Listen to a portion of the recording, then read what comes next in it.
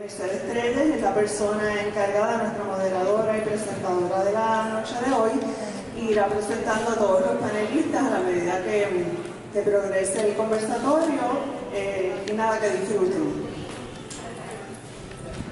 Buenas noches. Yo voy a empezar explicando que estamos aquí reunidos por motivo de la exhibición de Antonio Martorell, que según palabras suyas es un artista degenerado, accidentado en el sentido más creativo posible y feliz. Antonio nació en Santurce el año que comenzó la Segunda Guerra Mundial, hizo su bachillerato en Georgetown University y luego se fue a estudiar a España con Julio Martín Caro, y claro, en Puerto Rico con Lorenzo Mar y Rafael Trujillo en el taller del Instituto de Cultura puertorriqueña. Ha tenido una de las carreras más extraordinarias, continúa teniendo y tendrá por muchos años. Una de las carreras más extraordinarias en el arte de Puerto Rico, y es un artista comprometido con su país, con las causas sociales y con la exploración constante en el mundo del arte. Hoy el tema de esta mesa es el rol de la fotografía y del cine en el trabajo de Antonio Martorell, en específico pensando en la exhibición que tenemos aquí abierta y que, si no la han visto todavía, es espléndida. Nuestro primer panelista es el testigo de hace más tiempo de la creatividad de Toño. Yo voy a leer las palabras que él compartió conmigo, así que este es Enrique Trigotió por él mismo. Nació en Miramar en el año de Jayuya y se crió en San Germán en los años de bonanza del Estado Libre Asociado. Desde entonces ha renacido varias veces gracias en buena medida a la solidaridad de Toño Martorell. Estudió en los Estados Unidos, España, la Universidad de Puerto Rico, a la que ama sin medida ni clemencia, como espero que lo hagamos todos aquí, y México, a donde fue por 3 años a estudiar cinematografía y se quedó 8. Desde entonces canta con pasión corridos y rancheras. No sé si eso será parte del conversatorio de hoy. Ha tenido la suerte y el privilegio de colaborar con Toño en varios proyectos de cine y televisión.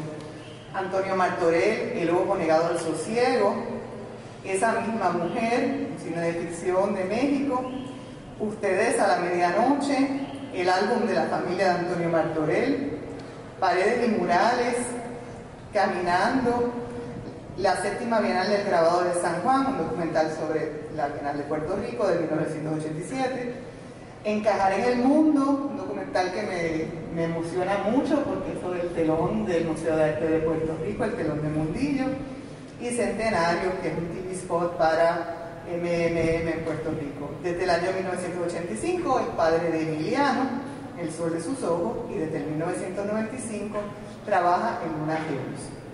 Y cuando sea grande, y esto no lo digo yo, lo dice, quiere ser como Toño. Pero lo veo difícil. Buenas noches. Antes que nada, yo creo que el primer turno, gracias por la cortesía, pero yo creo que fue por antigüedad. Así que debo aclarar que soy un modelo ligeramente usado, en todo caso atrasado de años, pero de poco millaje. Como dice Martorell, primera lección, lo que no sabemos se lo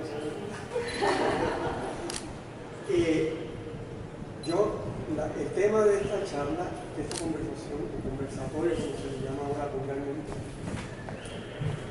es Antonio Martorell, la fotografía y el cine en la obra de Antonio Martorell.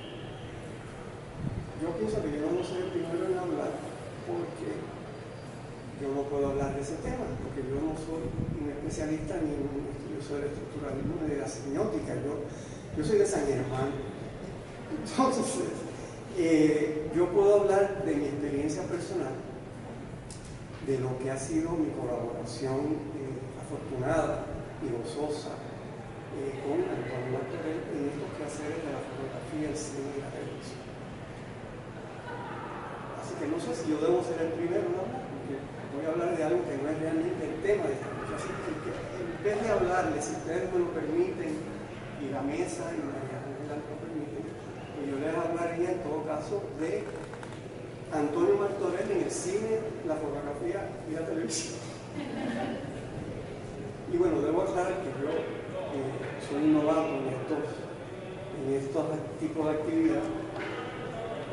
Soy un novato en este tipo de actividad y en las pocas veces que he participado lo hago con una mezcla de susto y de agradecimiento, así que pido anticipadamente su indulgencia.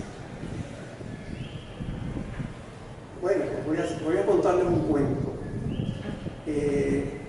Si no lo cuento bien, sepan que la intención era buena. Comienza el cuento en el verano del 78, cuando la persona que ocupaba la fortaleza no era muy afín a la sensibilidad artística de Antonio Martorell. ¡Qué fino! ¡Qué fino! Es una figura de San Germán. Pero yo soy de San Germán de Cafetín y Millonera. Y maestro Martorell decide trasladarse con su familia por tiempo indefinido a México. Pero unos días antes de ese traslado a México, Toño presenta aquí al lado en el convento de los dominicos, entonces sede del ICP, del Instituto de Cultura, una exposición importantísima, muy grande, variada, diversa, maravillosa, como suelen ser las exposiciones de Toño.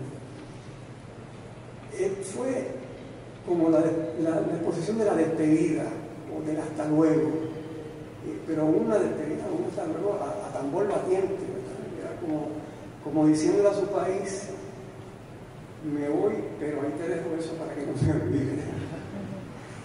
Y en esa exposición muy diversa estaba el álbum de familia, una serie de dibujos extensa sobre el álbum familiar de fotografía. Y a mí esa serie me dejó literalmente cautivado. Y esa noche yo supe que cuando yo me iba a México también, en esos días, que en México yo tenía que hacer algo con el álbum de familia. Yo iba a estudiar cine. Y Toño, prácticamente saliendo del convento de los dominicos, agarró un avión y se fue a México. Y a los pocos días yo llegué a México. Yo fui directamente a reportarme a casa de José Luis González, porque ya yo conocía esa casa, yo había estado anteriormente en México con José Luis. Y Toño vivía en la casa frente a José Luis, una casa que José Luis le había conseguido a Toño allí en Cantera Oxtopulco número 8, en el extremo sur del precioso barrio de Chimalistac, que quizás ustedes conocen, que está muy cerquita de la librería Gandhi, que quizás cerca de donde se filmó Santa, la primera película de cine sonoro mexicano. Pues ya ustedes ven por qué, ¿verdad? ¿De dónde le viene? Bueno, luego Toño filmó en las recámaras de Arturo de Córdoba, pero eso se los cuento. Y bueno, voy a reportarme con José Luis, cruzamos la callecita de la privada a la casa de Toño, y ahí en la estancia, en medio de las maletas, a medio abrir y los baúles medio abrir, todavía no se habían instalado, Toño estaba ya trabajando febrilmente, a todo vapor, que es la única forma que conoce Toño de trabajar. Otra lección de Toño: no perder el tiempo.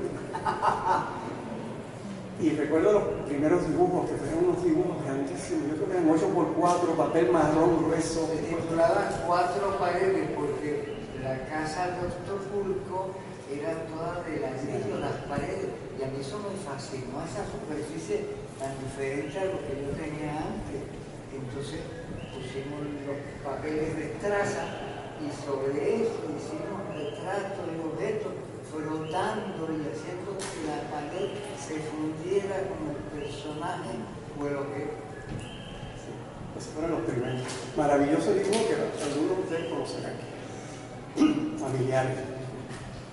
Y bueno, yo tuve la fortuna de que aterricé, como decían los estudiantes puertorriqueños que iban a lunar, en el Altillo, que era un complejo habitacional muy grande donde vivían todos los puertorriqueños.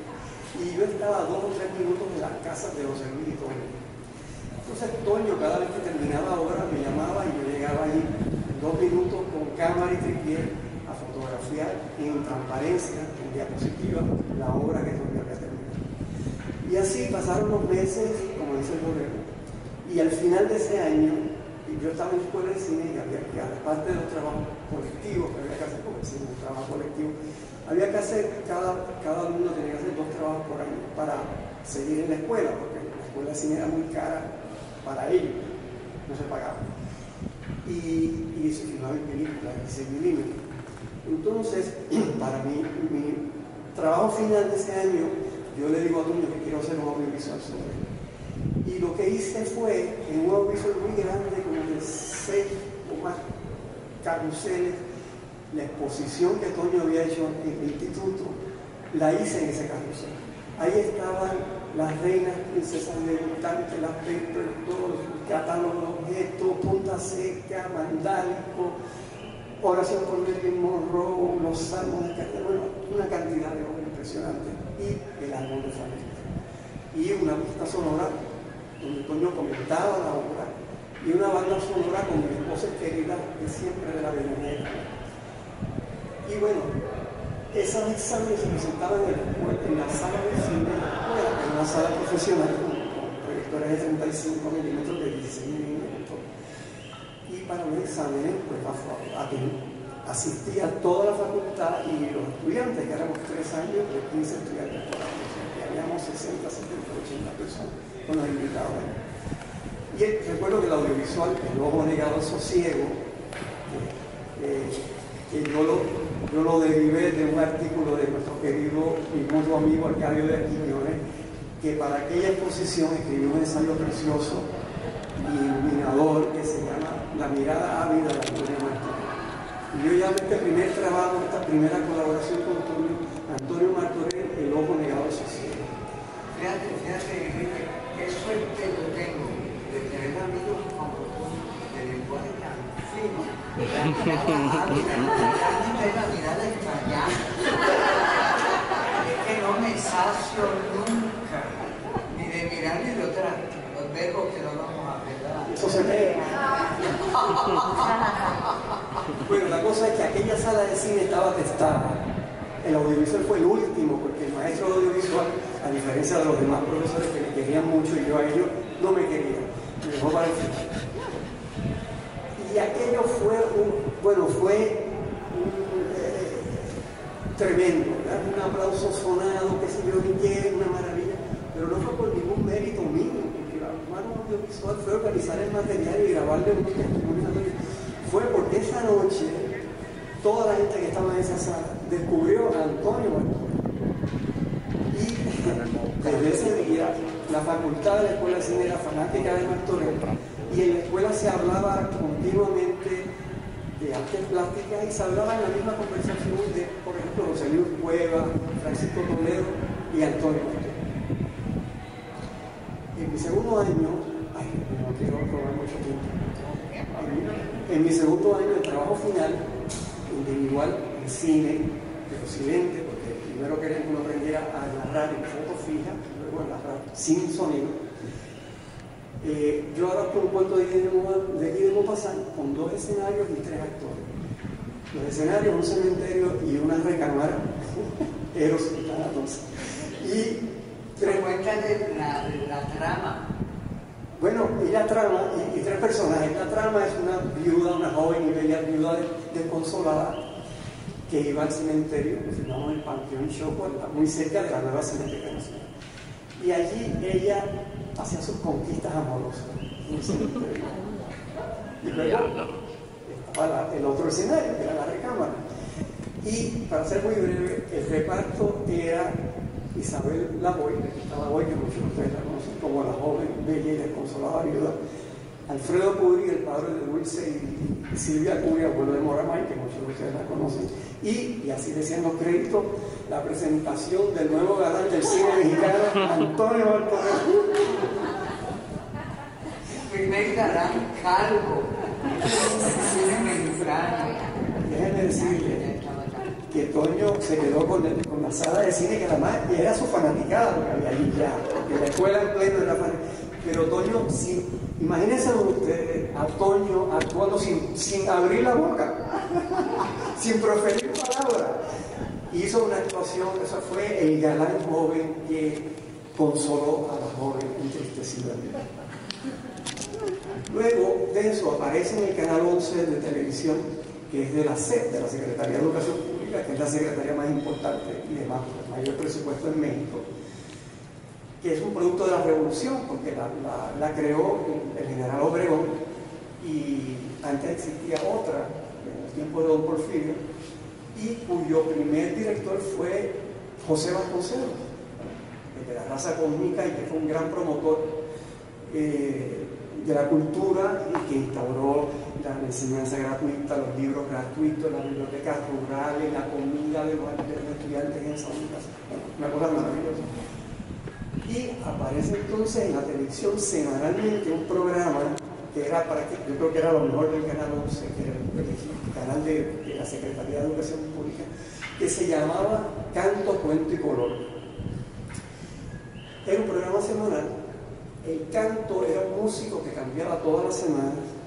El cuento era Heraclio Cepeda, el gran cuentero mexicano Laco Cepeda, que algunos de ustedes conocen, que ha venido a Puerto Rico, vino a la exposición El Zócalo del Silencio en la UPI, y que nos cautivó a todos allí contando. Y el color era Antonio Martorell, con su caballete, y el programa de una hora era que Laco contaba un cuento, el músico lo musicalizaba y Toño lo pintaba. Y luego más adelante... Todo eso improvisado. Ni el músico sabía, ni yo sabía que era lo que Laco se iba a sacar de la manga. Bueno, Toño es trovador. Ustedes saben que a Toño le encanta el pie forzado y la improvisación.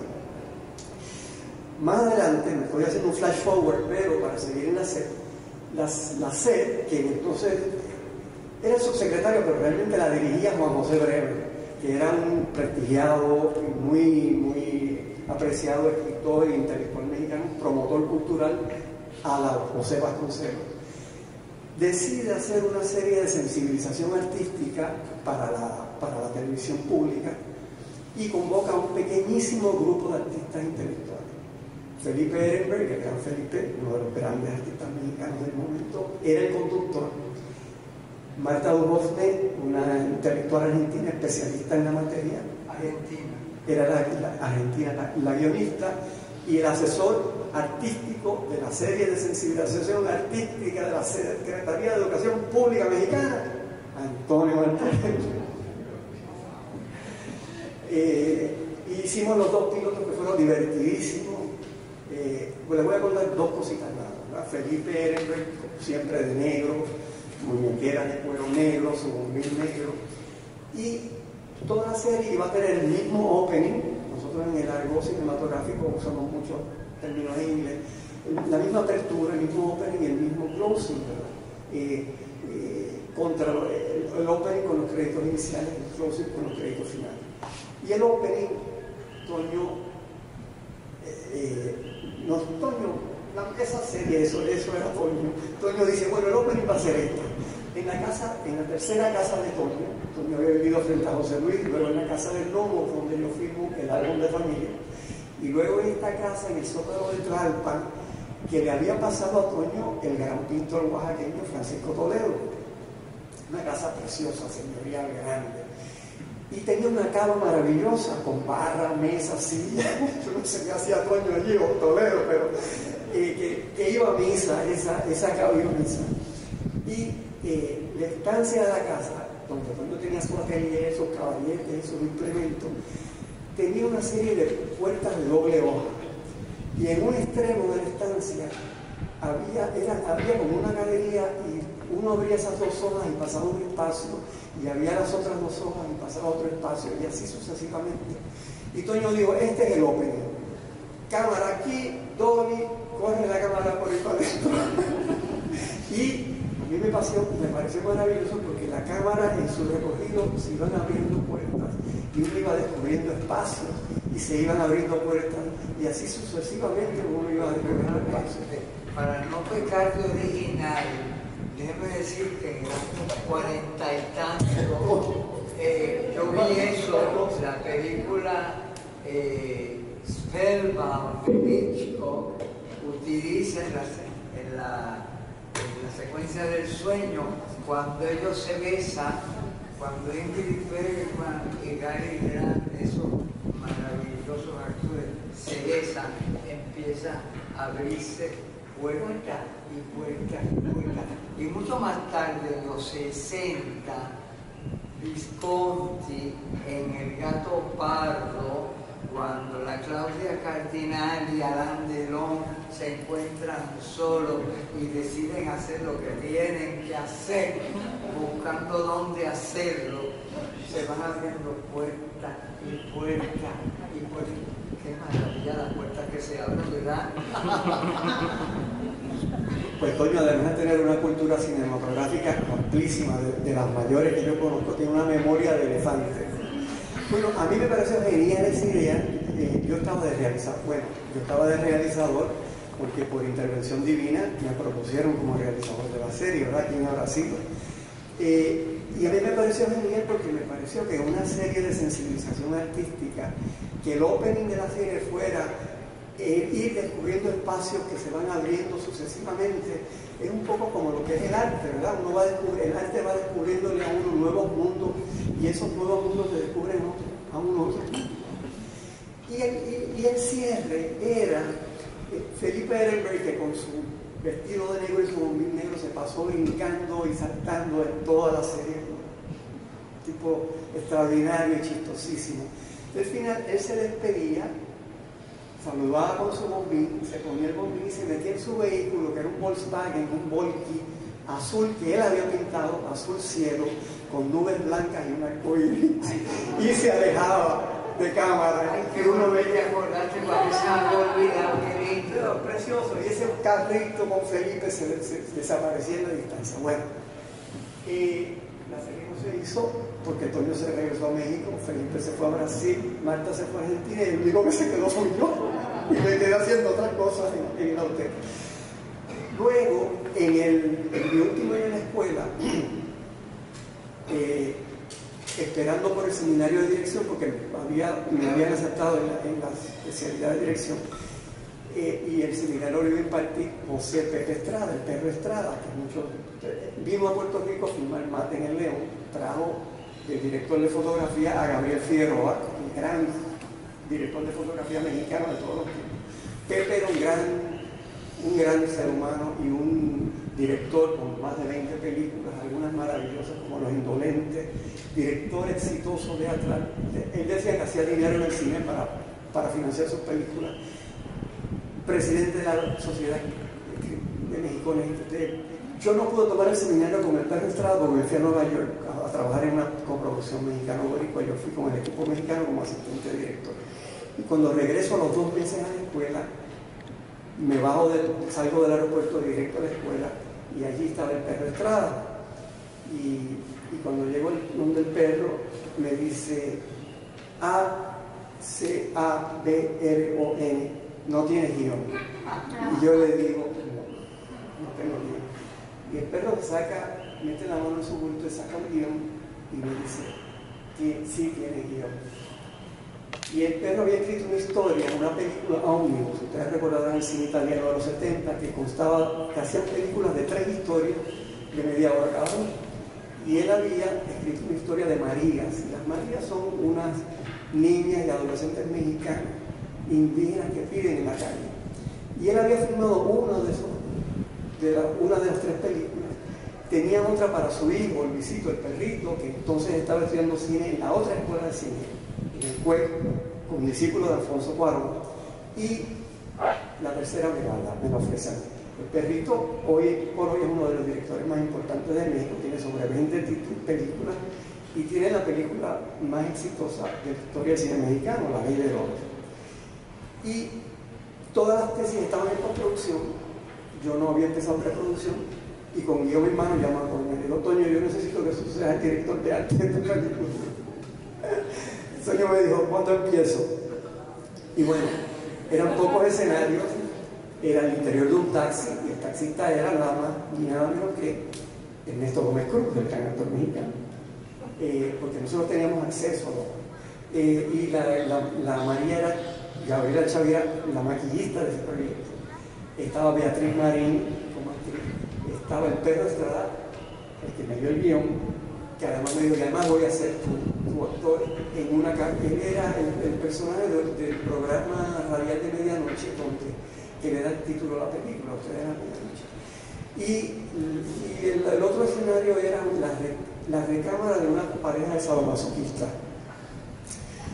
Era la recámara de Arturo de Córdoba, porque era la casa de Arturo de Córdoba. Y era la casa de... Había una comuna de cineastas argentinos, Nerio Barberi, entre ellos vivían, y nos ofrecieron la recámara de Pedro Armendáriz. Toño hizo la dirección de arte, y les voy a contar nada más un detalle. El cabezal de la cama de los sadomasoquistas, Toño lo adornó con navaja de afeitar de doble filo. De doble filo. Y a mí me pareció genial. Y las sábanas eran de satén. De satén negro. Predominaba el negro y el rojo en ese film. Y a mí me pareció genial la idea de las navajas de afeitar de doble filo, porque yo, aunque yo no lo he practicado, los de ustedes que lo hayan practicado sabrán que el sadomasoquismo es un arma de doble filo. Y así, bueno, de nuevo presentamos ese proyecto, lo aprobaron. Y así Antonio Martorell y yo aprobamos la Escuela de Cine en México, nos graduamos ambos. La historia sigue en Puerto Rico de colaboración, pero ya me ha tomado mucho tiempo. Y además me salí del tema. No, para nada. Yo debo darle una coda breve a ese relato, porque una de las piezas más bellas cinematográficas que se han hecho acá fue encajar en el mundo sobre la creación del telón de boca del Museo de Arte de Puerto Rico, con unas señoras tejedoras maravillosas que se me revelaron y revelaron todo el tiempo en el proceso de hacer ese telón. Hicieron una maravilla y Enrique hizo una maravilla de la maravilla de ellas. Así que si no lo han visto, les recomiendo que lo vean, porque es una pieza extraordinaria. Tenemos un pedacito que podemos mostrar de la película, del documental. Yo quería malos hábitos del profesor. Decir aquí dos o tres cositas. Una era que, ¿verdad? Siempre en la biografía de Toño se habla, ¿verdad?, de que fue a México y lo importante que ha sido México. Pero lo que acabas de decir, Enrique, deja constancia de lo monumentalmente importante que es ese periodo de la carrera de Toño, la exposición constante, la documentación constante, la colaboración. Y lo otro que quería decir es que Antonio Martorell siempre, cuando hace sus exhibiciones, le da mucho crédito a sus amigos. Siempre es Antonio Martorell y sus amigos. Y el cine es un arte que requiere de mucha gente, es colectivo. A Toño le encanta el teatro y sospecho que en parte su atracción con el cine es que no es un oficio solitario, requiere todo un equipo de personas trabajando. Y es una característica bien particular, porque los artistas, pues nosotros tenemos la fantasía de que son seres solitarios, inspirados, porque él es un hombre inspirado, desde luego, pero tenemos una fantasía como romántica de que trabajan solos. Y Toño siempre le da crédito a sus amigos, siempre es Toño y sus amigos. Quizás porque otra de mis pasiones es el baile, y uno baila mejor acompañado siempre. Uno es tan bueno en el baile como su pareja. Bueno, en la séptima bienal dedicada a Toño y a Ramallo, hay un baile de plena que está en el documental, donde Toño está bailando una plena de antología, ¿verdad?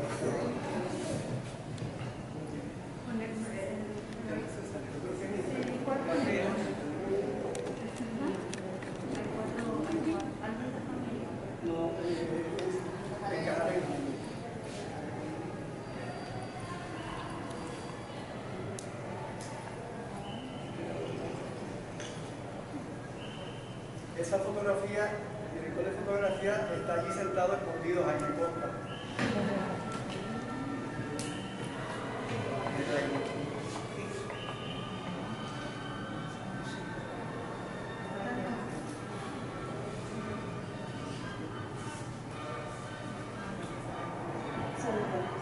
No le puedo subir el volumen porque sale en televisión. O por lo menos.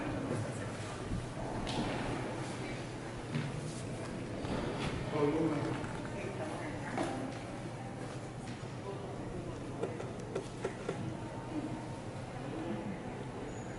Encuentran que forman arabescos, combinaciones inusitadas, sorpresas visuales, ensancharse y reducirse, y el grabado también.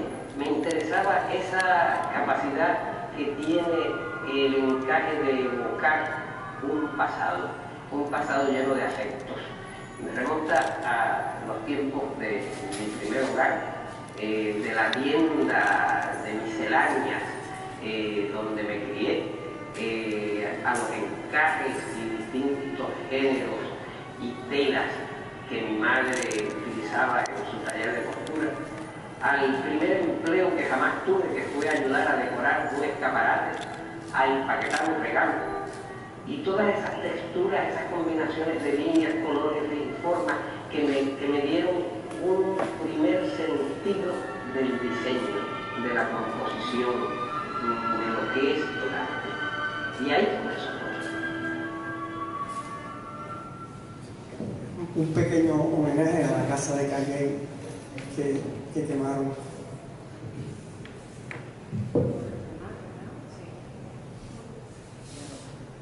Voy ahora a presentarles a la segunda panelista de esta noche, mi colega de la Universidad de Puerto Rico, la profesora Laura Bravo.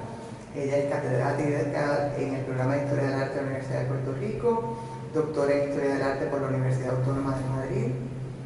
Gracias a distintas becas ha sido investigadora en el Museo Tate Britain, en el Museo de Arte Moderno de Nueva York y en la Maison Européenne de la Fotografía y en Princeton University.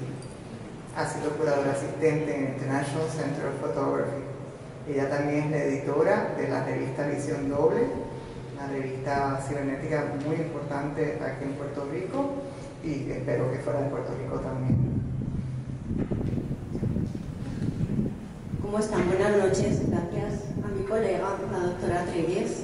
Les tengo que confesar que es un gran honor estar hoy aquí sentada con esta mesa, estos compañeros, estas colegas de altura y por supuesto también con nuestra artista protagonista, al cual le agradezco muchísimo la invitación, igual que agradezco al Museo de las Américas y a su directora María Ángela López, y agradezco también al curador de la muestra, Humberto Figueroa, y creo que también ha intervenido un poco en que hoy estoy aquí.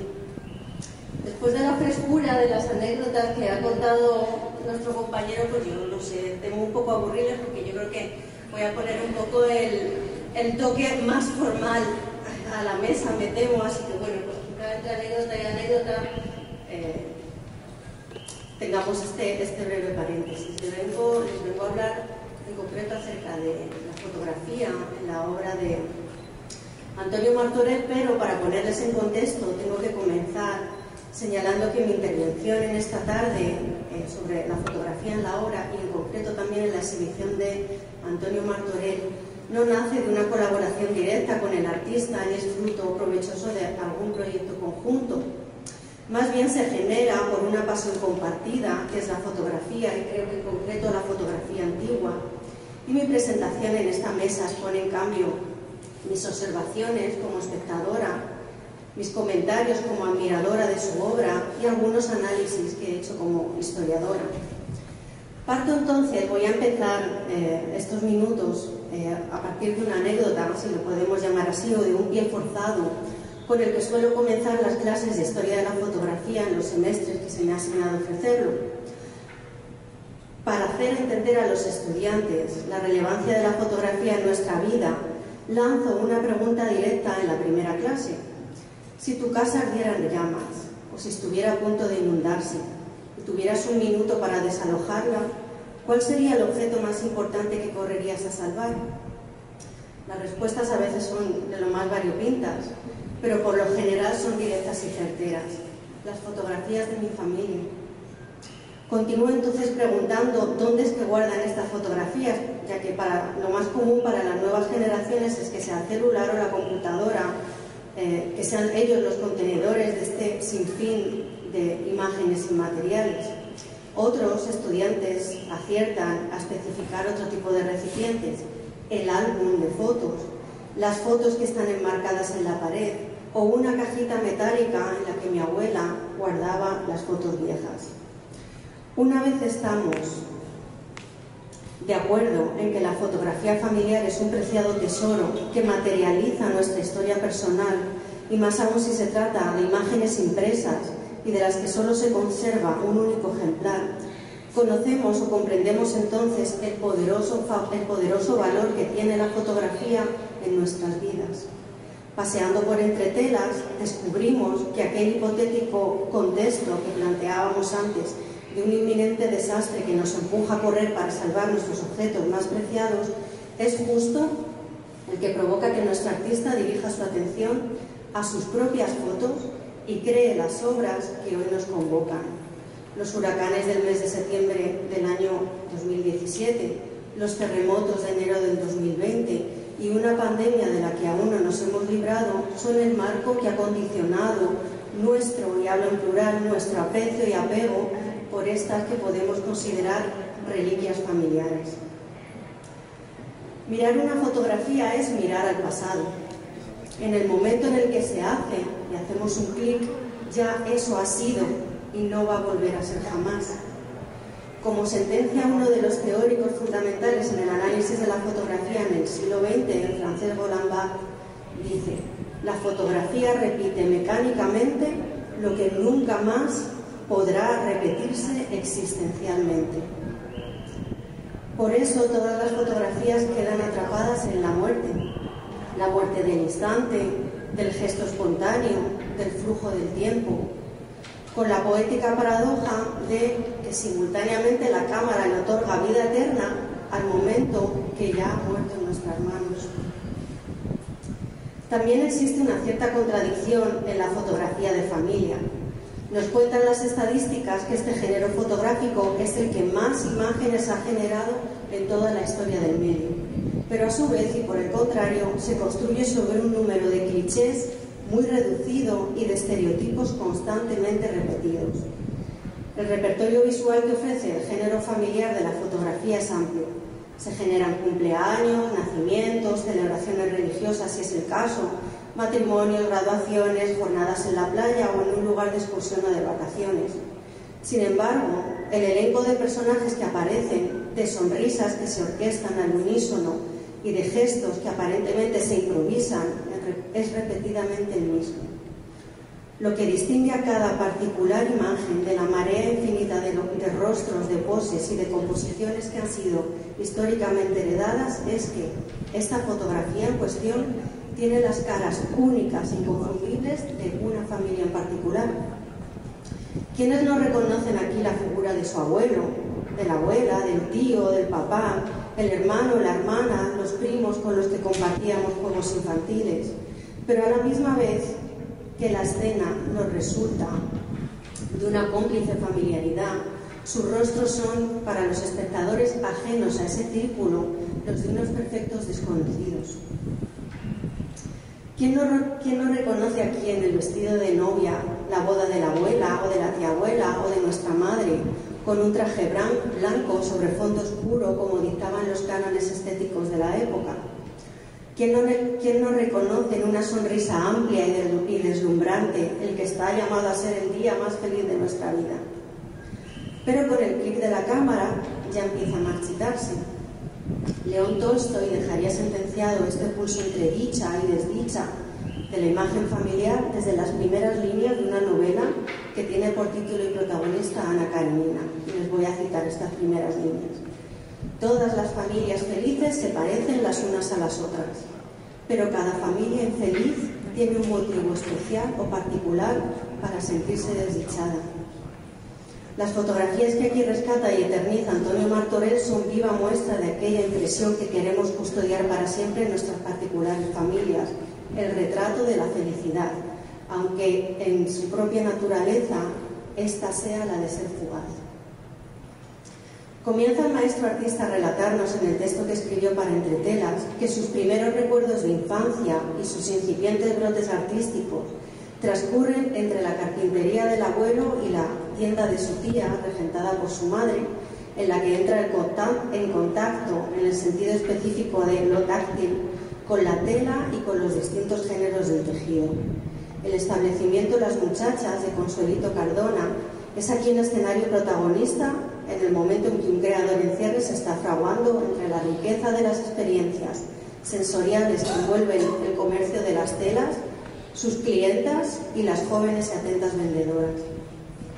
Esta fotografía de la tienda parece condensar esta historia personal, pero a su vez nos coloca ante la mirada un testimonio cargado de historia, que es la historia visual de las gentes y de los pueblos que gracias a los documentos fotográficos ha podido construirse y que merecen conservarse con la misma dignidad con la que se archivan los testimonios escritos.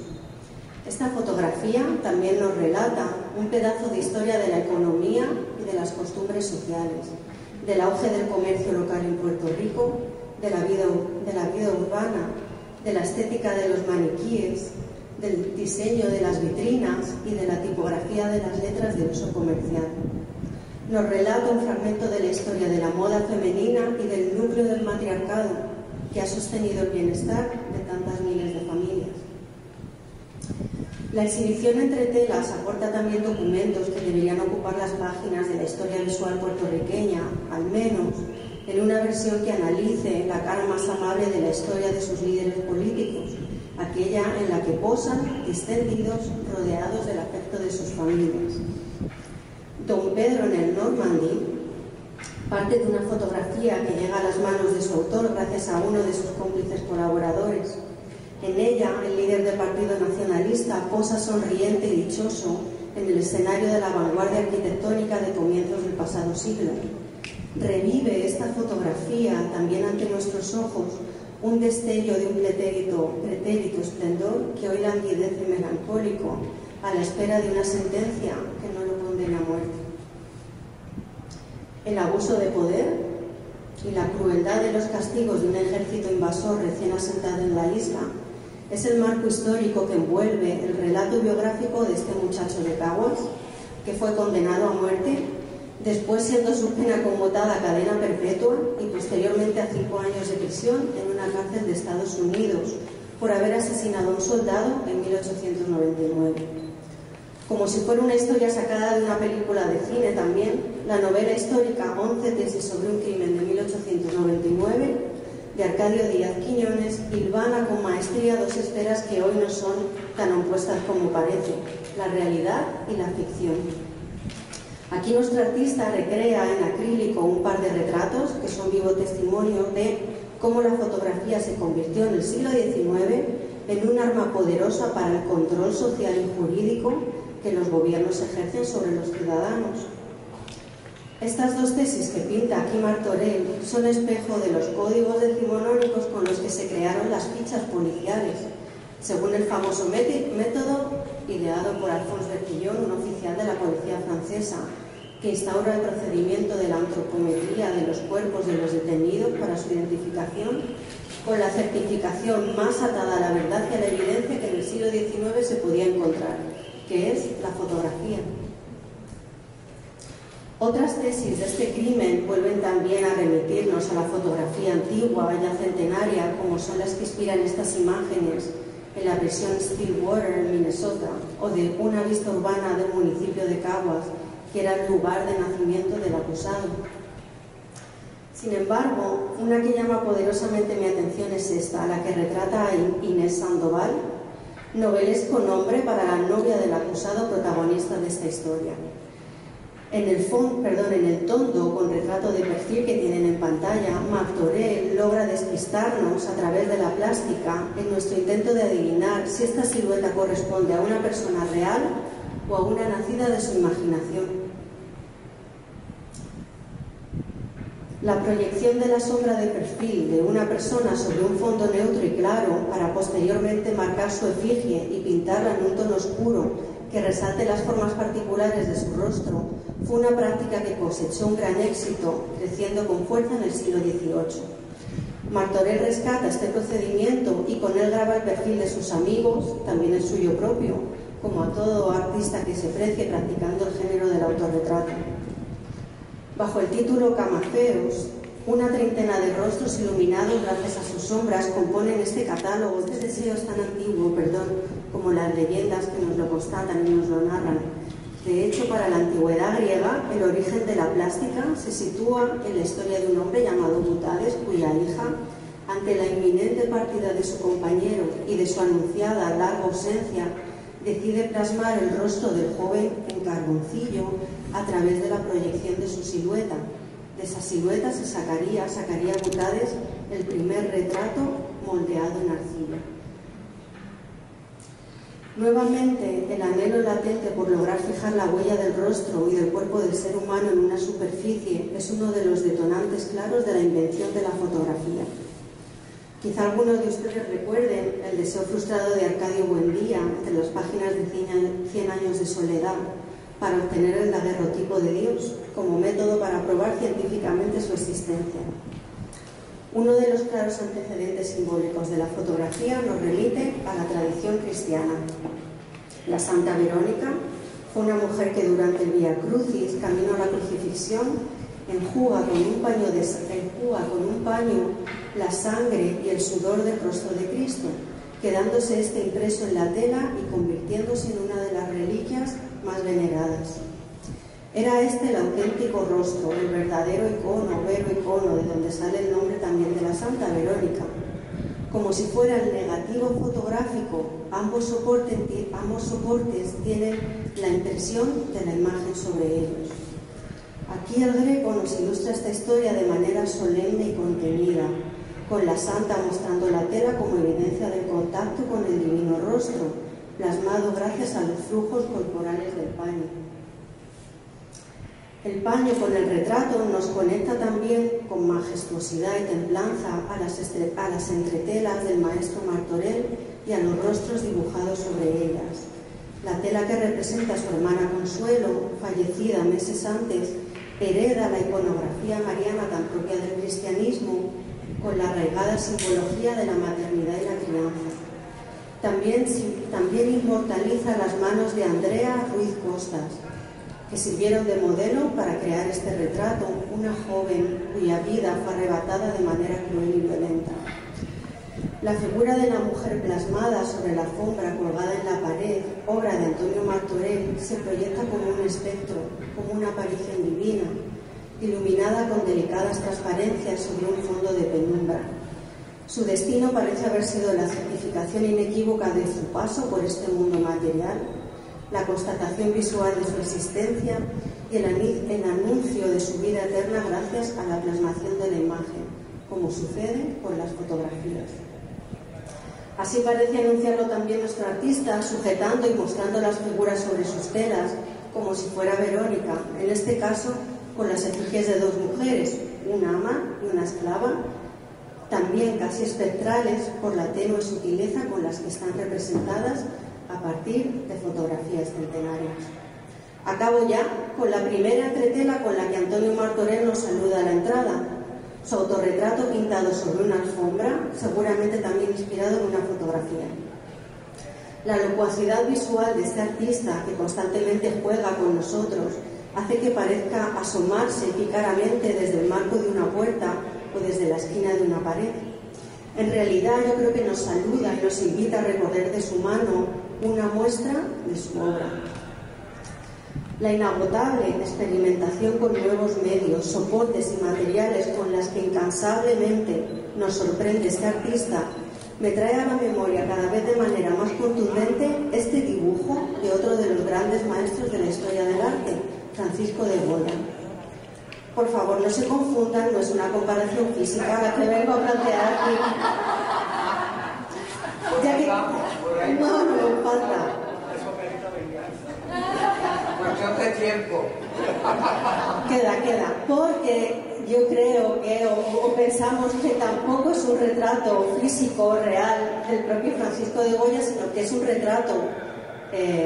retrato simbólico, puesto que seguramente cuando lo pintó, cuando lo dibujó, ¿verdad?, tampoco tenía este aspecto, ni estas dos bastones, ni estas barbas largas. Se trata de un retrato simbólico cuya clave viene desvelada por el título que acompaña al dibujo: Aún aprende. Dos palabras contundentes de carga sentenciosa: aún aprendo. Esta es una lección extraordinaria para quienes comienzan el camino de la vida y de la creación artística. Escuchar y observar la obra de Martorell nos lleva a entender que la clave de la sabiduría es la curiosidad en el aprendizaje. El ingenio incesante, la energía contagiosa y esa pulida facultad para sorprendernos en cada obra son consecuencia natural del eterno deseo del artista de aprender nuevos lenguajes, entre ellos la fotografía. Aquí acabo. Muchas gracias.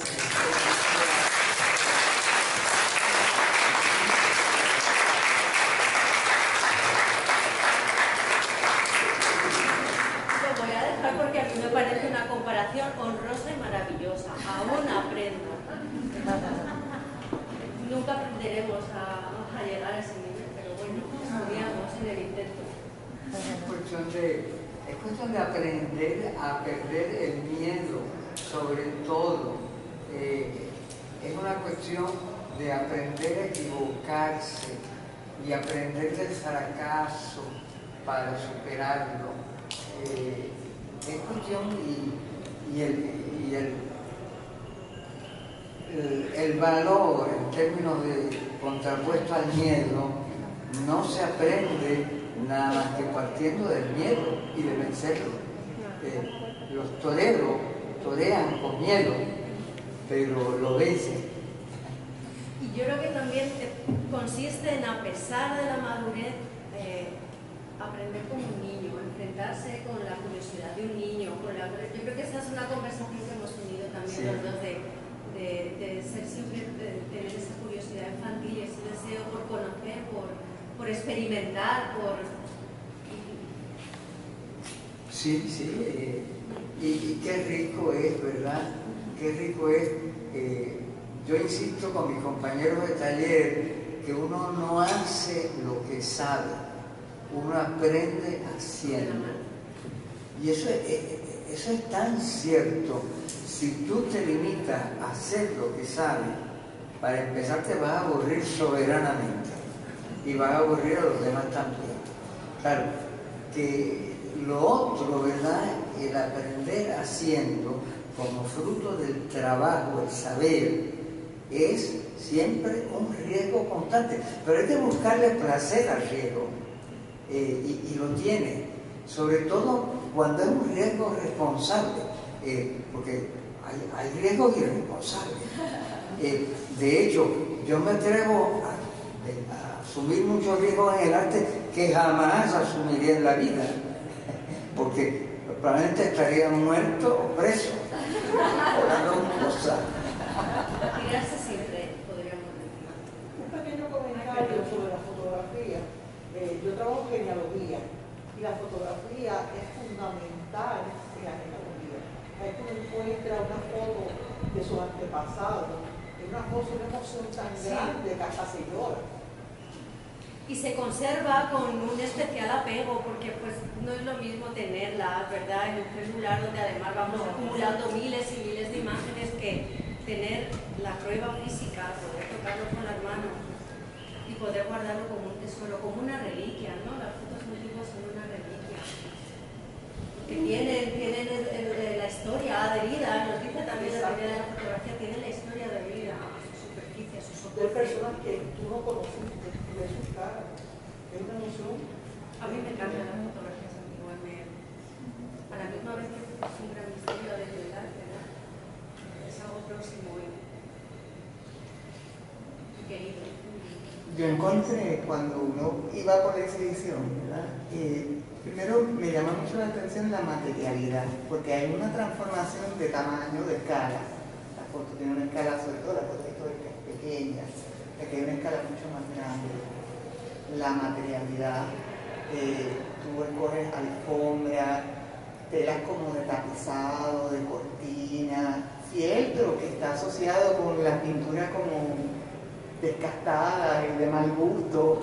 La novia que proyectó Laura está sobre un fieltro negro que tiene mucho brillo, la superficie misma, y nos remite al mundo de la fotografía como un objeto con una identidad física, que era la fotografía de antes.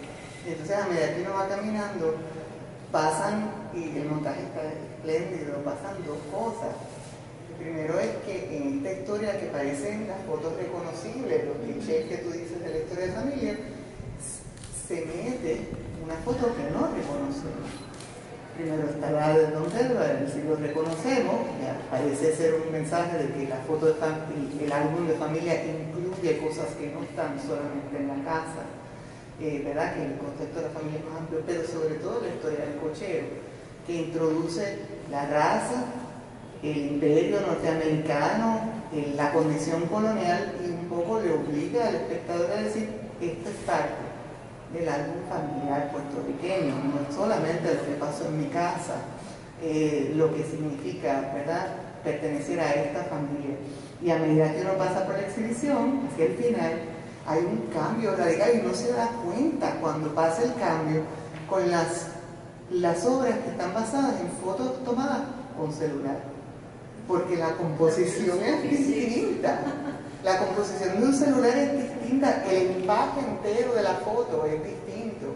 Y ahí está Enrique en uno de esos selfies, en un selfie espléndido hacia el final de la exhibición, y entonces te hace meditar sobre el rol de la fotografía como objeto histórico, como objeto material, el rol de la casa, porque toda esa tela, toda esa alfombra, todo ese tapizado marca todas las obras como marcadas por lo doméstico. Históricamente lo doméstico es lo privado, y para los romanos lo privado es lo que no tiene significancia pública, lo que es pues pequeño y propio. Y entonces tú lo amplías y le metes elementos políticos, raciales, porque después la foto del cochero tiene una lectura racial, y verdaderamente es una exhibición con una meditación sobre la fotografía espléndida. Pues fíjate, ahora escuchándolos a todos, me percato de una cosa, que esas telas, esos fieltros, esos brocados, esos damascos, esos terciopelos calados, no son propiamente prendas de vestir, son tapizados, cortinas, son la tela que no se porta, no es la tela de vestirse, es la tela que sirve de fondo o de fondillo, de asiento, no es, o sea que hay ahí un cambio que me confieso inocente, pero esa es una de las maravillas que yo encuentro en el arte, lo que uno hace sin conciencia, pero que entonces revela.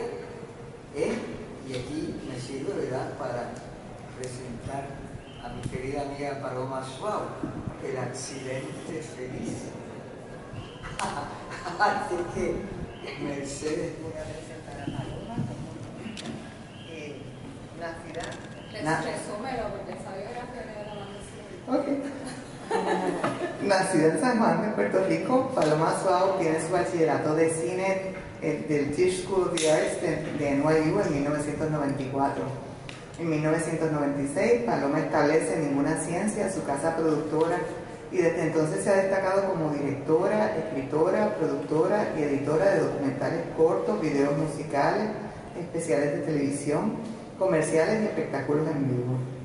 Paloma ha trabajado con artistas de la talla de Rubén Blades, Miguel Bosé, Ricky Martin, Juanes, Celia Cruz, José Feliciano, Marc Anthony y Juan Luis Guerra, entre otros. Paloma colabora con Antonio Martorell en el documental El Accidente Feliz.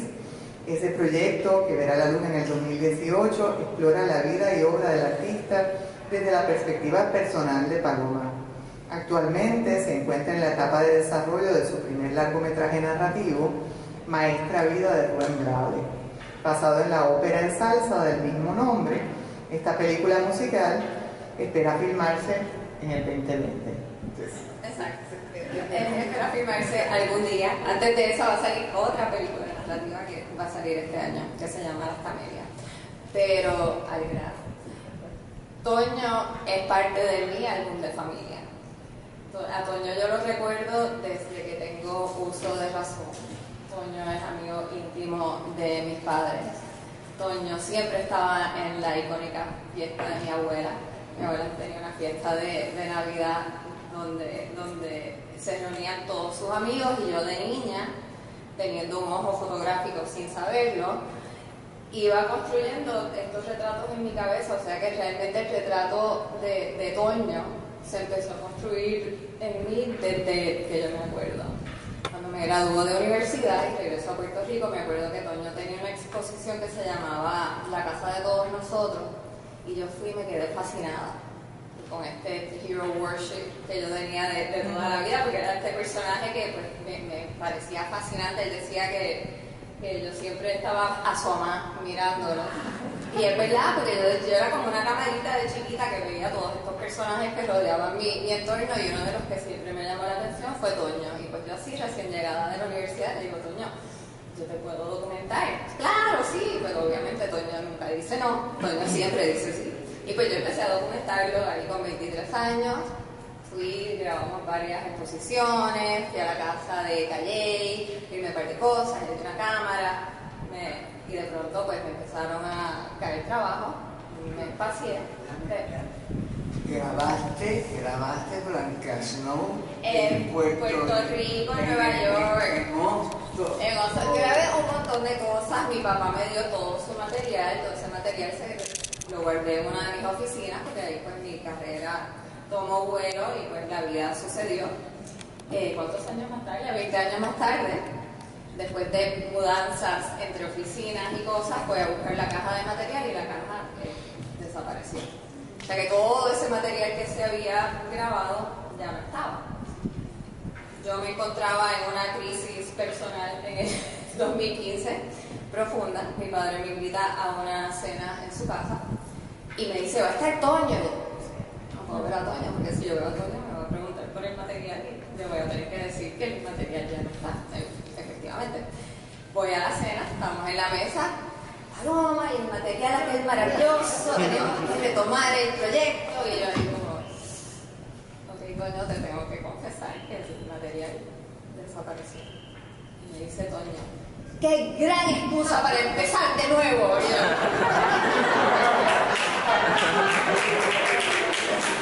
en plena crisis, yo decía que no iba a hacer más películas, que no quería hacer más nada. Digo: rayo, y ahora yo tengo que ponerme a hacer un proyecto.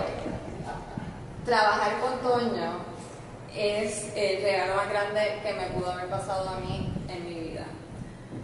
Porque para empezar, a Toño la cámara lo ama. ¿Sabes? Como él siempre cita a Marilyn Monroe. I love the camera.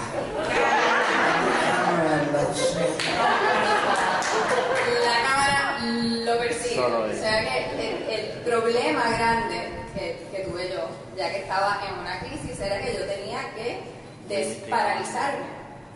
Nada mejor que Antonio Martorell para desparalizarte, porque seguir a este hombre no es cosa fácil. Él empieza a las 7 de la mañana y termina a las 7 de la tarde, o sea, el doble jornada. Ya en mediodía yo estaba ahí muriéndome, y al principio pues cuando uno pasa por una crisis, pues no sé si alguien aquí ha pasado por una crisis, pero cuesta trabajo encontrar pues la fuerza para movilizarse. Y este proyecto para mí fue una medicina a través del proceso de hacer una película. O sea, cómo tú retratas a un retratista que no para de trabajar, cómo tú trabajas con alguien que tiene tantos años más que tú y tanta energía más que tú. Y la película, lo que hizo que fuera posible fue que se realizó tratando de seguir el proceso de Toño. O sea, retratarlo intentando no solo capturar lo que es su trayectoria, es imposible capturar la trayectoria de este hombre con un documental y eso ya era un reto enorme, pero cómo tú capturas este personaje en una película, y la única manera fue tratando de que la película sucediera de la misma manera que él crea. O sea, yo intenté descubrir cuáles son esas cosas de Antonio Martorell que hacen posible que él trabaje hemorrágicamente, como él describe, porque él no para, y manteniendo siempre ese humor alto, siempre siendo generoso con la gente. Y entonces pues yo poco a poco iba descubriendo que disciplina. Vale, él camina todas las mañanas, pues yo voy a nadar todas las mañanas. Él no se queja. Y poco a poco empecé a integrar tanto a mi ser como al proyecto que estaba haciendo, lo que llamamos las lecciones de Antonio Martorell. Y esas lecciones, o sea, no solo son poderosas para la fotografía, no solo me sirvieron a mí, sino que resulta que una vez salió el proyecto, hizo que la gente quisiera ir repetidas veces a ver la película, no solo por la obra, no solo por el trabajo, sino por el arte de vivir, o sea, las lecciones de vida que Toño encarna. Entonces, ¿cómo tiene que ver lo que estoy diciendo con el tema de Toño Martorell? En el cine, pues el cine lo que hace es eso, inmortalizar cosas que son importantes. Y yo entiendo que este ser que está aquí tiene tanto y tanto y tanto y tanto que enseñar, que me siento que en ese documento, aparte de pues salvar mi vida y mi carrera, se quedan plasmadas una serie de enseñanzas y de consejos de cómo superar una crisis en un tiempo en los que casi todo el mundo está en crisis. De inicio, el documental nos dimos cuenta que era una doble historia. Era la historia del retratado y la historia de la retratista. Era la historia de... Era en cierto modo, hablando de lenguaje académico, era metacine, porque era tanto sobre el hacer la película como la película. Era el making of y a la vez la película. Y eso creo que es una de las cosas que cautiva a la audiencia, porque la audiencia se identifica tanto con la realizadora de la película como con el motivo de la película. Y yo no me tomo, realmente yo no me tomo en serio para nada. Lo mío es coger las cosas con humor, buscarle la vuelta, inclusive la chanza, reírme y que se rían conmigo y que se rían de mí.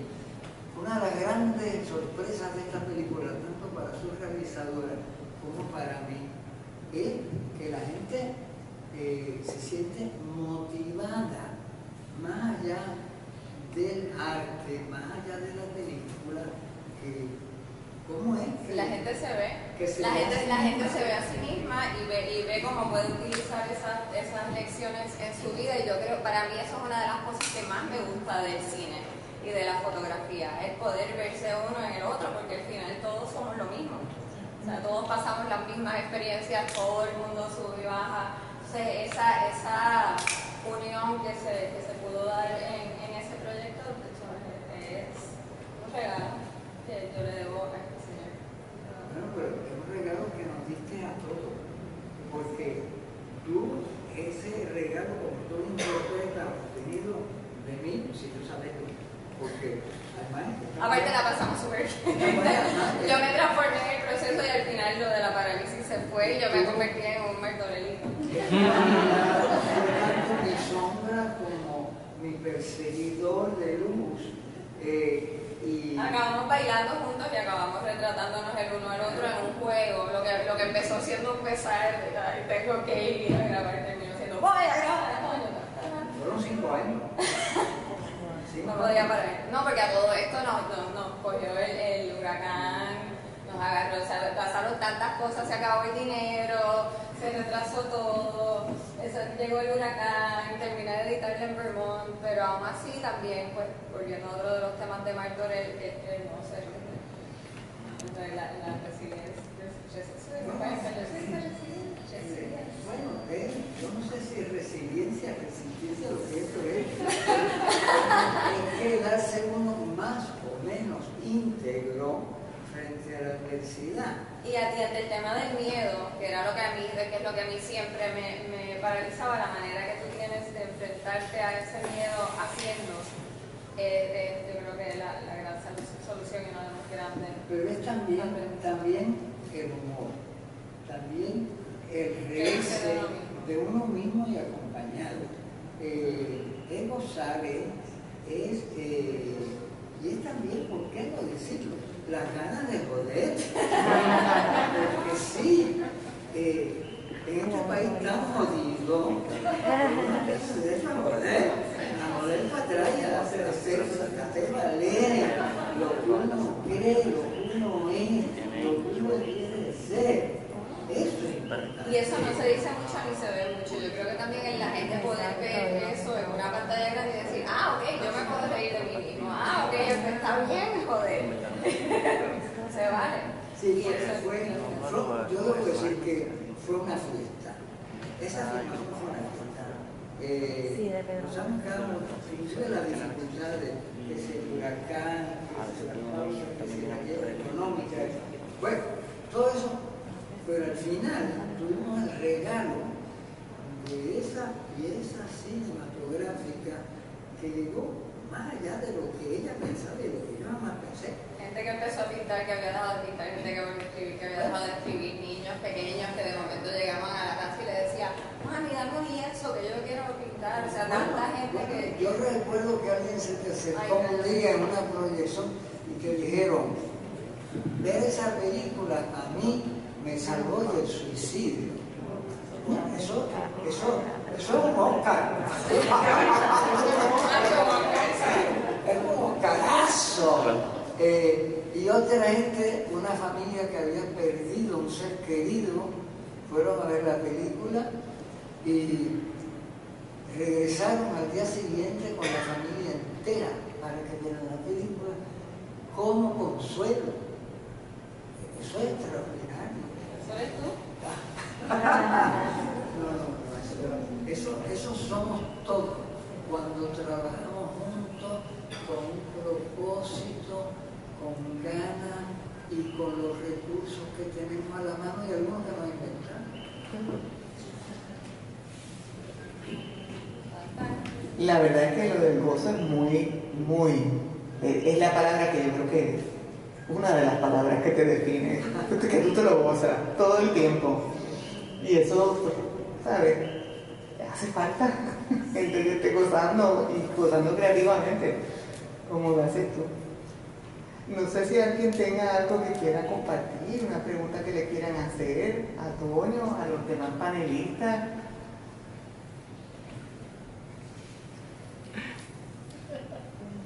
Yo quiero decir algo.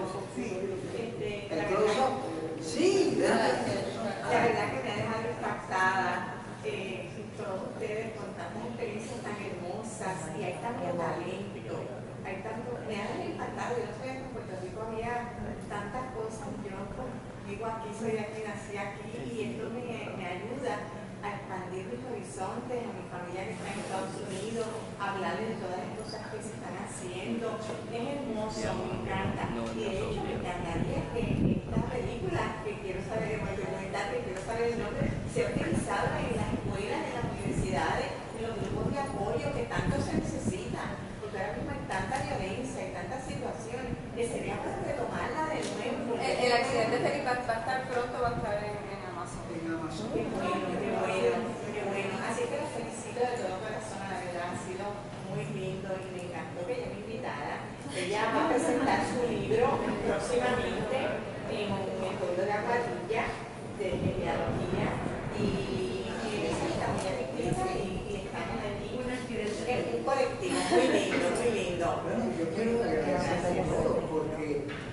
aprendiendo cosas de mí mismo y de mi trabajo que desconocía. Y yo creo que yo me había pasado la vida entera mirándome el ombligo. No, me parece que todavía hay mucho más que explorar. Sí, es una obra de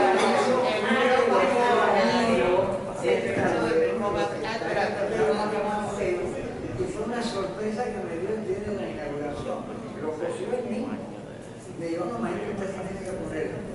Pero Enrique me dice que hay un crossover. Hablando de la cámara que ama a Toño, siempre es así, ¿verdad? Es muy difícil trabajar con Toño. Hay dos cosas que son imposibles: no gozar y no aprender. Pero una de las cosas que uno aprende es que la cámara ama a Toño. Yo tengo aquí un fragmentito del final del álbum de familia, que es debo decirles que está muy deteriorado, por eso se filmó en 16 milímetros y una transferencia vieja video se pierde.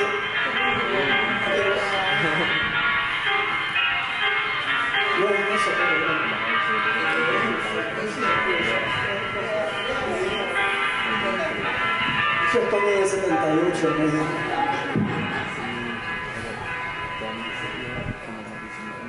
Ese cuando era el galán calvo de cine.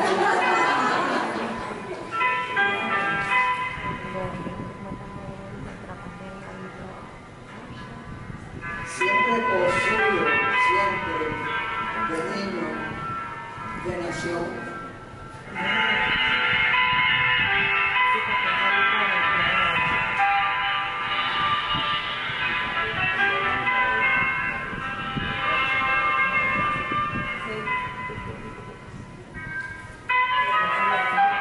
Ese es el cementerio de Villa Palmeras.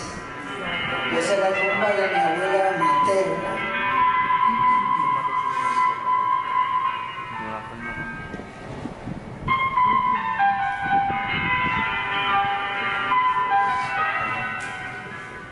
Esto lo estamos pasando porque tan pronto pasa esa secuencia,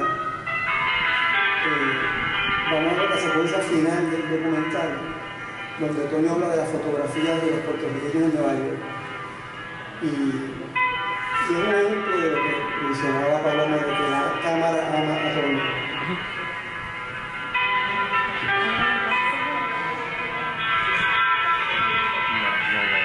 Esa barba era mía. Era mía.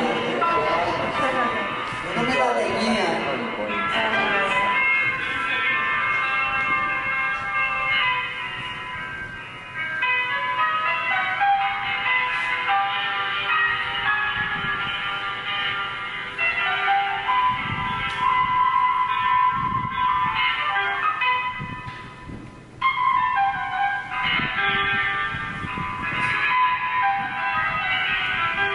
Fue el principio del álbum de familia, que le da el título al documental. Y vamos a pasar ahora al final.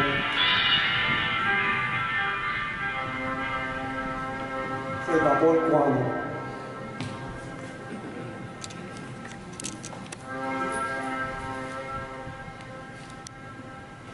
Es curioso porque cuando ya estaba de lleno en la elaboración del álbum de familia y comencé a trabajar sobre las fotos que envían los inmigrantes a Nueva York, estas fotos clásicas, sentados en la azotea de un alto edificio, de un rascacielos, como prefería llamarlo, en Nueva York, y sentados literalmente en el tope del mundo. Me di cuenta por la abundancia de estas fotos y por el carácter que tienen, además conociendo lo que es el drama de nuestra población en Nueva York, que era una parte muy importante de nuestro arte de familia. Entonces le dediqué bastante tiempo y esfuerzo a esta sección del álbum. No sabía yo entonces que yo también iba a sufrir un cierto tipo de trastierro, y desde mi estadía aquí en México, viendo mi país a lo lejos, se adquiere una nueva perspectiva, una visión a la vez enriquecida y empobrecida por la distancia.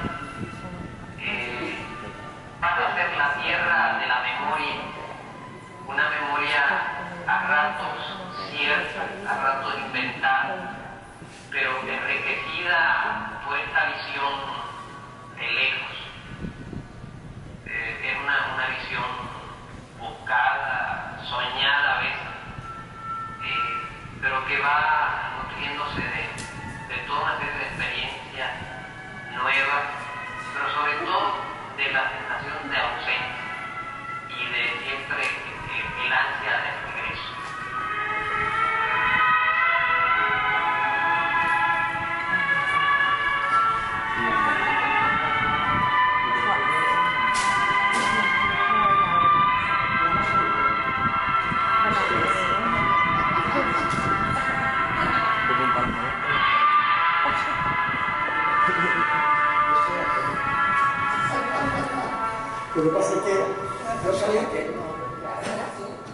Ese big close-up es como el de la película Billy Wilder, Sunset Boulevard, que Gloria Graham está bajando las escaleras y dice, I am ready for my close.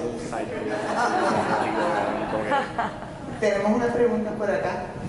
Yo, entre todas las cosas que he admirado siempre de Toño, una de las más importantes es esa habilidad de transitar con gozo, con generosidad entre la isla y nuestra comunidad en Estados Unidos. Eso es bastante raro en los artistas, en todo tipo de artistas, literatos, desde luego artistas plásticos, todo tipo de artistas se les hace difícil esa transición.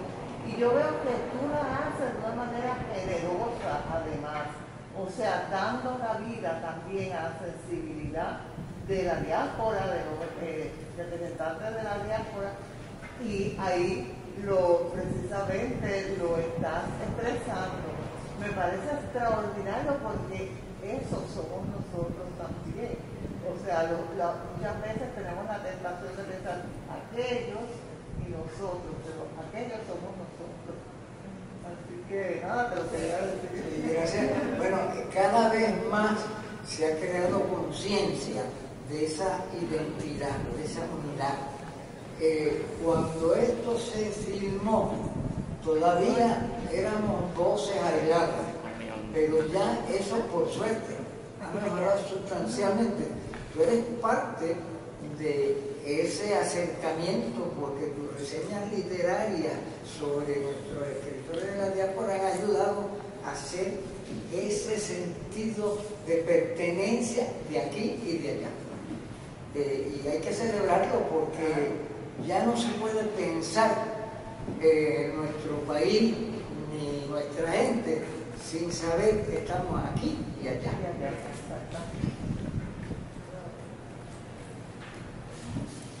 Gracias, muchas gracias a todos por una charla, una conversación magnífica. Y me llamó mucho la atención un comentario de Laura cuando dice que una foto capta un instante, no un momento. Y precisamente por esa razón entra el tema de la muerte, ¿no? Y yo también he visto la exhibición que es verdad que usted hizo sobre la muerte de María. Y en el catálogo se dice: quien niega la muerte reniega la vida. Entonces, quisiera saber un poco más, si usted pudiera elaborar sobre esa tensión eterna y universal, pero cómo se manifiesta en su propia obra, como usted lo ve. Bueno, yo puedo decir que la muerte es el tema recurrente en mi trabajo desde siempre. Creo que desde que tengo conciencia de la vida, tengo conciencia de la muerte.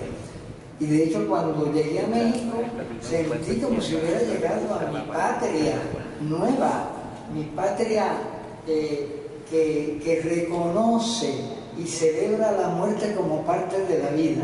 Por eso es que me aclimaté tan pronto y retomé inclusive la vieja tradición de los artistas plásticos de hacer altares de muertos en mi residencia, que al principio hubo gente que levantó bandera de, pero ¿qué hace este puertorriqueño venir aquí a hacer ofrenda de muertos?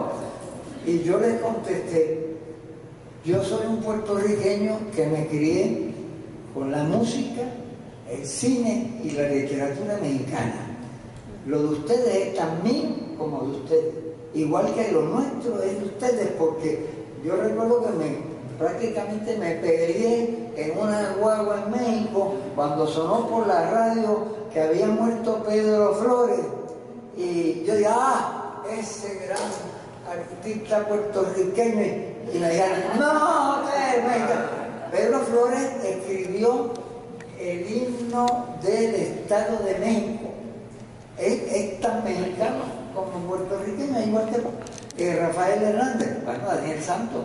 O sea, entonces, pero yendo más al tema de la muerte, es que es el tema por excelencia. Es el tema que se presta más para el blanco y negro, para los grandes contrastes.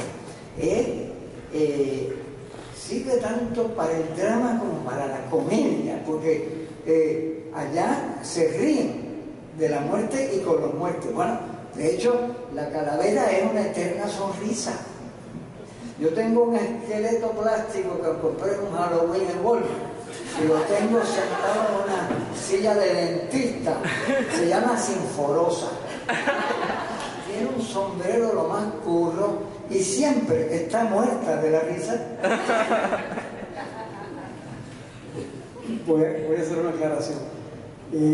Esa discusión de la que alude Toño debe haber sido por la primera Noche de Muertos, que fue de Agustín Lara, un homenaje a Agustín Lara. Después Toño hacía todas las noches una celebración de muertos en su casa. Doña la Negra, Jorge Negrete.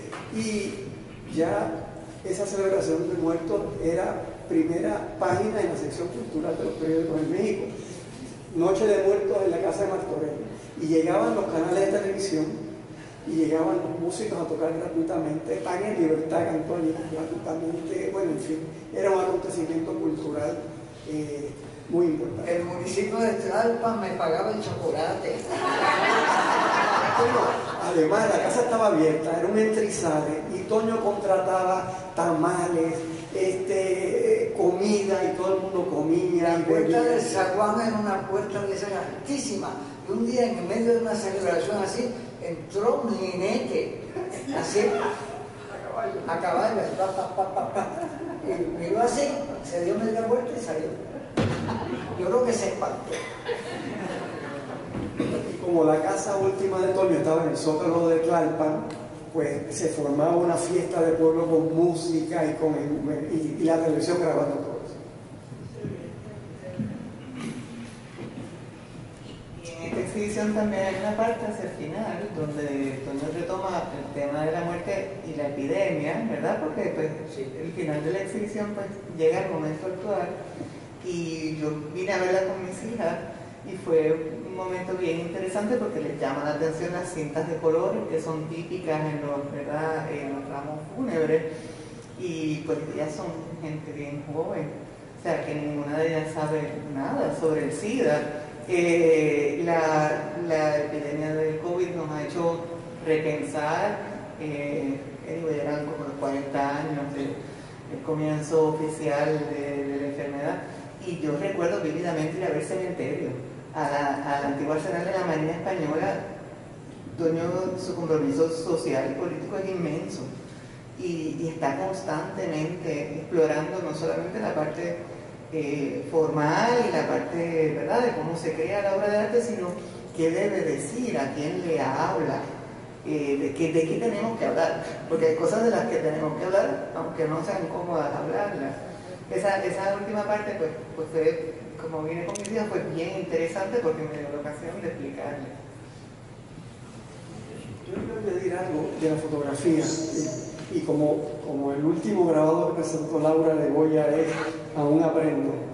Y ese es Toño, ¿verdad? Toño no para de aprender y Toño es un maestro por naturaleza. Toño no para de enseñar. Y todos los que hemos tenido la fortuna y el privilegio de colaborar con Toño, lo que hemos hecho, además de gozar, no es otra cosa que aprender, un aprendizaje privilegiado en las artes y en la vida, porque Toño es un maestro de la vida. Si yo, por ejemplo, en mi caso no he aprendido más porque el alumno no ha estado a la altura del maestro, pero ¿quién lo está? Así que, y la fotografía es un medio de conocimiento porque algunos fotografían algo, de alguna forma uno se apropia de ese sujeto o de ese objeto, ¿no? Me pareció maravillosa la cita de Barth de que la fotografía repite mecánicamente un momento irrepetible, ¿no?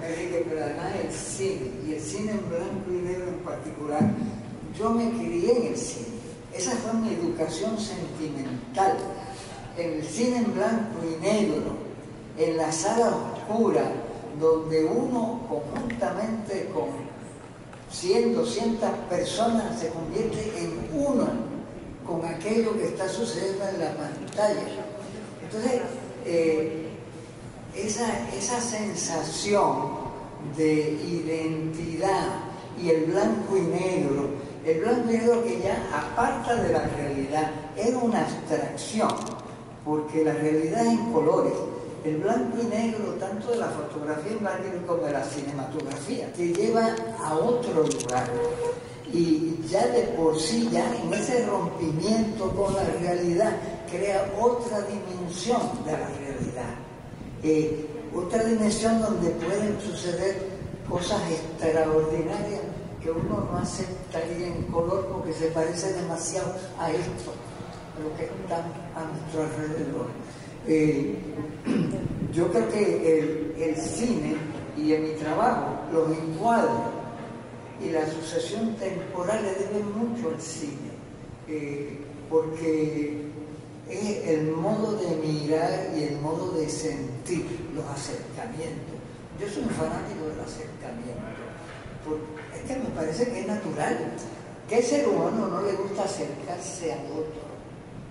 Tan cerca como se pueda y más allá de lo que se pueda, ¿verdad? ¿El beso no es acaso un acercamiento extremo donde está tan cerca que uno no ve al otro? Nadie besa con los ojos abiertos. Pero volviendo a la un aprendo, yo pienso que hay una clave, y es que estoy recordando el ensayo de Arcadio, La mirada ávida de Antonio Martorell y El ojo negado del sosiego. Y es que yo creo que la mirada de Toño, y yo se lo he dicho a Toño, es una mirada neroniana. Toño, su mirada es totalizadora. Toño lo quiere ver todo, lo quiere examinar todo, lo quiere conocer todo, se lo quiere apropiar todo y lo quiere nombrar todo.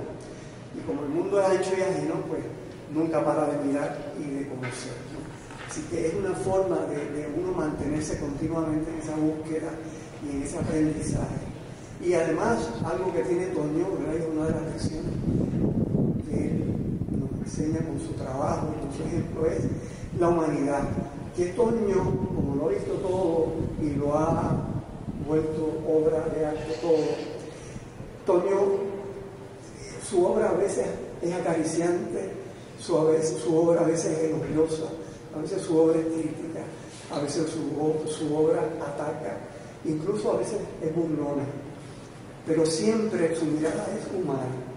Toño no deshumaniza a nadie, porque su mirada tiene esa latitud. Para Toño nada humano es ajeno, y la mirada tiene esa latitud. Y esa es una de las grandes enseñanzas de Toño, su humanidad, que va de la mano con su generosidad. Bueno, paren ya, porque me voy a creer todo. Paren.